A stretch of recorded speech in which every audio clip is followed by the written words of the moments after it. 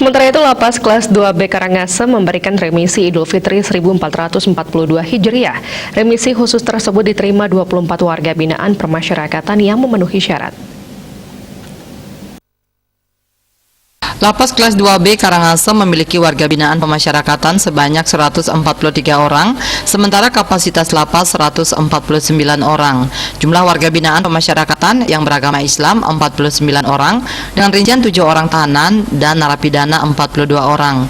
Remisi khusus diusulkan diberikan kepada 24 warga binaan yang memenuhi syarat diusulkan remisi, dan semua usulan remisi khusus tersebut dikabulkan. Rincian remisi khusus 1 adalah remisi 15 hari diterima 7 warga binaan laki-laki, remisi 1 bulan diterima 11 warga binaan laki-laki dan 2 warga binaan perempuan, dan remisi 1 bulan 15 hari diterima 4 warga binaan laki-laki. Sementara tidak ada yang menerima remisi khusus 2 atau nihil. Rais Wantara, Bali TV.